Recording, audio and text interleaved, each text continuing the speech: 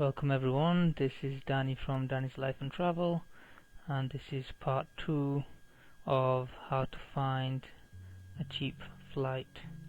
Now, I was saying about China Southern. China Southern for me doesn't have the best food because I've read a lot of reviews about that. The food was cold, it wasn't very nice. The other part is in-flight entertainment, which is a big thing for me. I mean, when you're on a flight for 14 hours or more, you want to have some good in-flight entertainment. You want to watch movies, play games, occupy your mind. I mean, in economy class anyway, it's hard to sleep. So I find it hard to sleep anyway. So that's what I tend to do. So anyway, you got all of these flights here. They're all China Southern.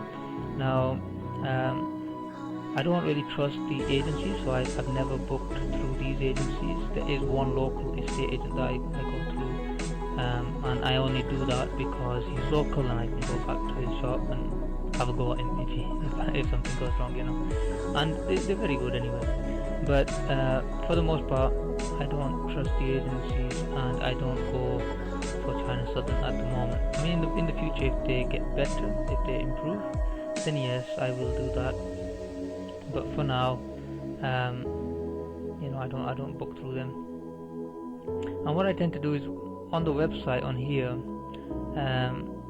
I don't actually book through Money Supermarket. I don't tend to do that. What I tend to do is book direct with the airline. One of the reasons is in recent years there's been a lot of these stories going about where people have had to pay.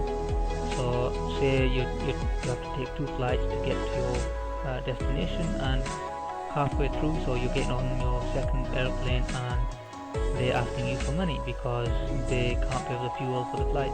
I've heard these stories, and it's all about the middlemen, these travel agents and middlemen who don't pay the airlines, and the airlines can't put the fuel in the airplane. It's that bad. But anyway, normally the flights for the Philippines anyway, you're looking at, if you want good quality flights where you've got good in-flight entertainment, good food, half decent food let's say, and you're traveling economy class, then you're looking at £600 mark. And Emirates, I am surprised, normally they're expensive, about £700-800, but in this case they're cheap, $599.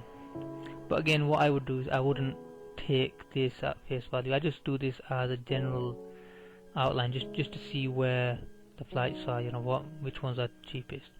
So once I have this, once I know about this, so let's have a look at just Emirates so far. Emirates. And then you got China Southern again a little bit, but mainly Emirates. Looking for maybe one more. The Etihad Airways. So we got Etihad, and Qatar Airways as well. Qatar is normally, last time I went, it was about £700 minimum. So Qatar is very nice. You can go on Qatar Airways, but I've mostly gone on Etihad Airways, once on KLM as well. But KLM, keep in mind, a lot of these airlines have partnerships with China Southern. So British Airways, KLM, they have partnerships. So you got to be careful about that they don't actually, put you in a position where you think that you're going on British Airways all the way, but you're not. It's only your first half an hour flight from, say, Manchester to Heathrow in London. That's British Airways, but the rest is China Southern. So you're stuck with the airline that you pay a little bit of a higher price because you're thinking you're going with British Airways, but in the end you end up with the airline you were trying to avoid. So keep that in mind and always check the flights. But anyway, I mean, it depends on your destination. You'll have different airlines doing this kind of thing, but China Southern is trying to get on there, trying to basically provide the cheapest, but the cost is comfort and convenience. That you have the in-flight entertainment right there. You don't have to go all the way to the front and ask the stewardess to put something on. Okay, so what I do is I go direct to the airlines, and then, so in this case Etihad, so again I'll put a couple of months forward. I don't book last minute, and if I absolutely have to, then I might do it on the day, but generally I give it a couple of months. I do a couple of months in advance. I mean, some people say, well, there's no point doing that because you won't save money. I think it's hit and miss. It depends. It depends. 1, 2, 3, 4, 5. We'll do it Friday. So it depends on your luck. Sometimes somebody might cancel. Sometimes you'll have it'll be cheaper at the end. Last minute it'll be cheaper. Sometimes it'll be more expensive. So anyway, booking flight, return. It's asking me for the airports. Okay, Manchester. So this is the closest airport to me. That's why I put it in there.